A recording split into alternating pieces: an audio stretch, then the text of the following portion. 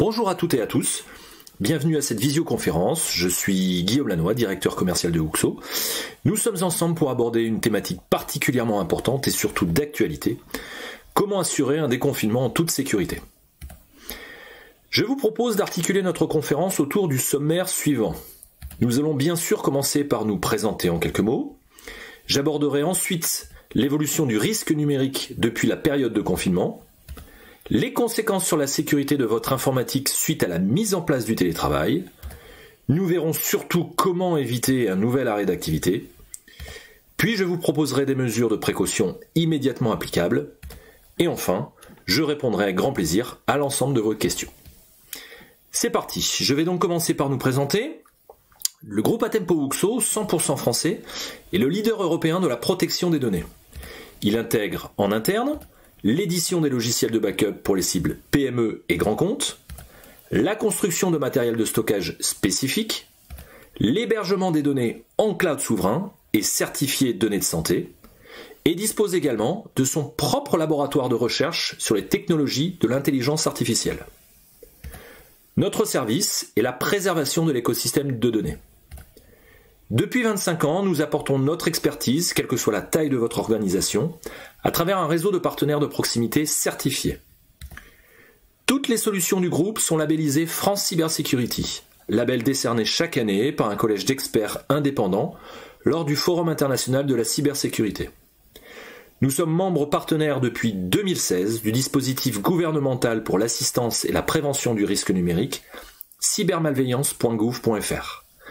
Et enfin sociétaire de l'association Exatrust, réunissant le fleuron des entreprises françaises dans le secteur de la cybersécurité.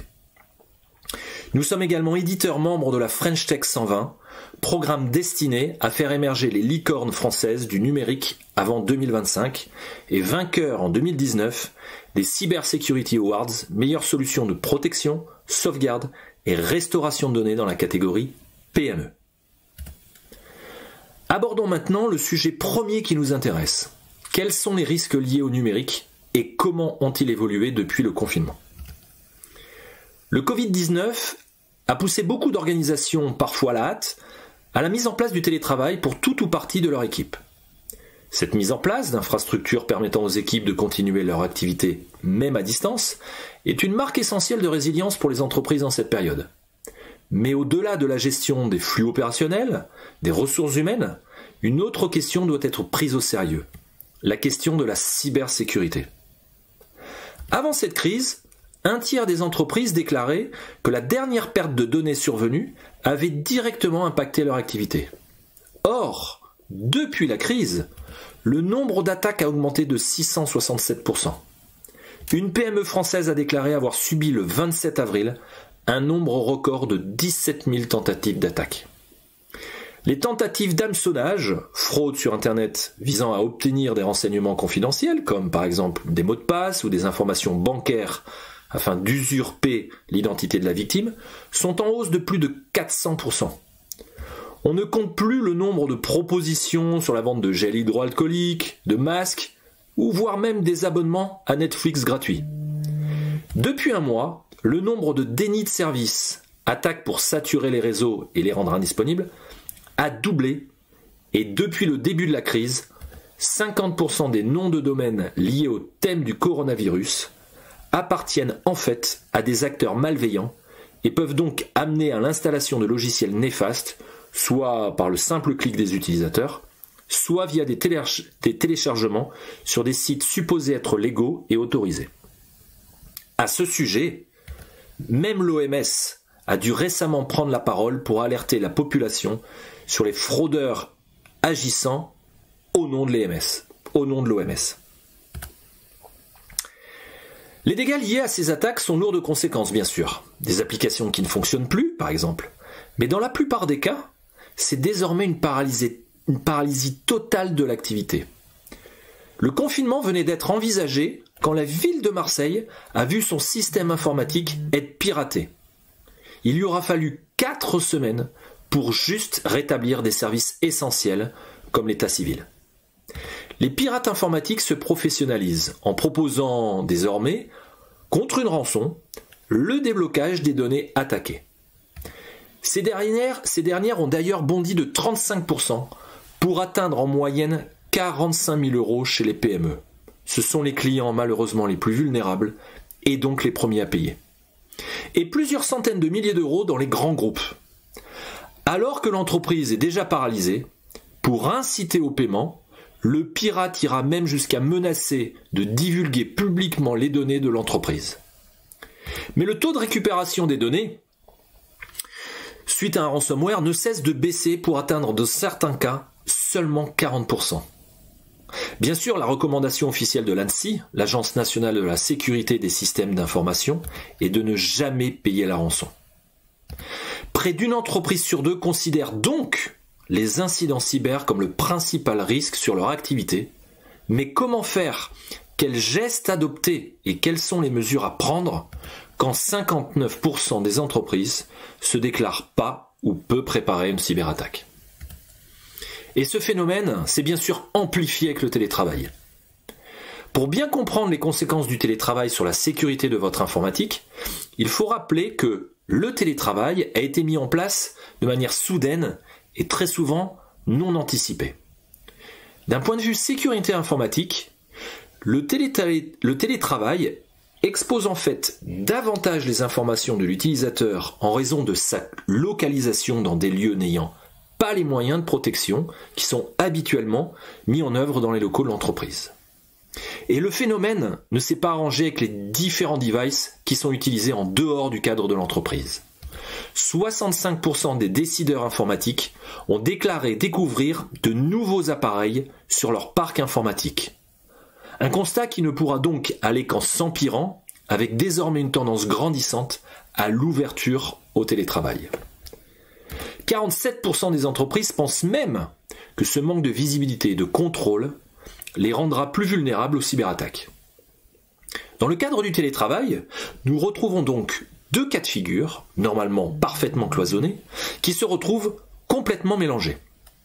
Nous avons d'un côté un matériel professionnel, mais utilisé dans un environnement personnel, avec des connexions à différents réseaux Wi-Fi sans aucune sécurisation, un environnement familial qui engendre, pour ce type de matériel professionnel, potentiellement de nouveaux risques jusqu'alors inexistants dans l'entreprise, des sauvegardes non réalisées si elles ne sont pas automatiques, ou pire, si elles sont impossibles en dehors de l'entreprise, les simples mises à jour qui ne sont peut-être plus réalisées en fonction des paramétrages, et enfin, des accès à des services cloud sans aucune visibilité.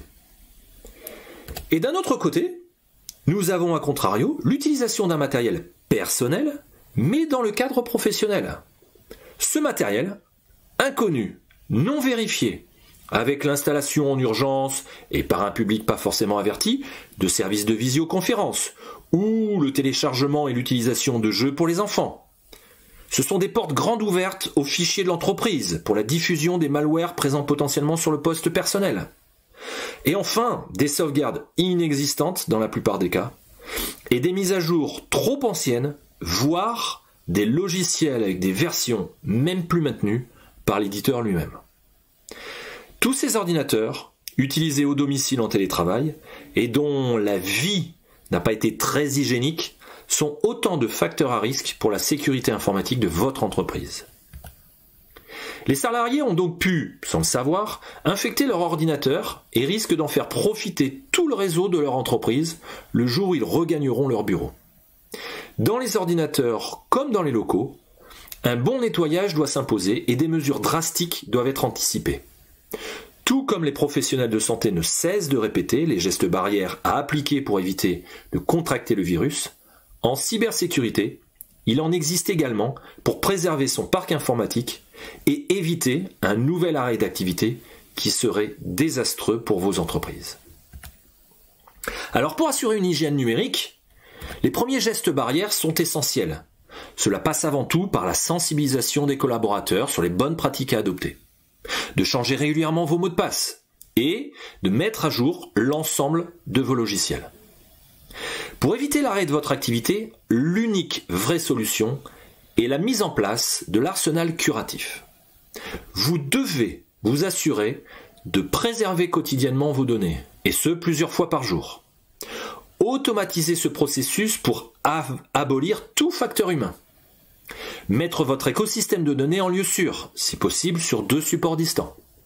Chiffrer les données durant le processus pour qu'elles ne puissent pas être exploitées par un tiers.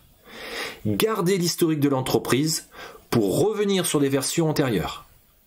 Utiliser un logiciel multiplateforme permettant de préserver l'ensemble de l'écosystème informatique. Les postes fixes et bien sûr les postes nomades et les serveurs quel que soit leur environnement.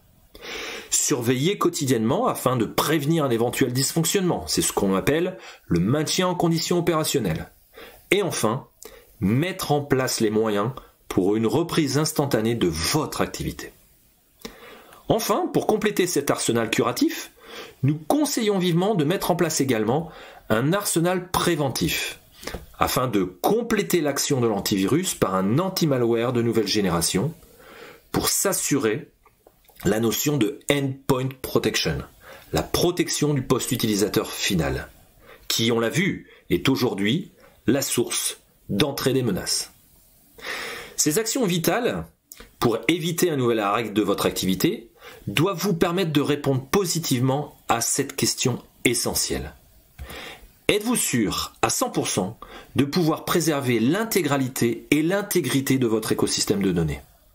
Ou tout simplement, avez-vous la garantie de ne pas perdre de données et de ne pas subir d'interruption d'activité? Il me reste à vous remercier bien sûr de votre participation et de votre attention. Merci à tous.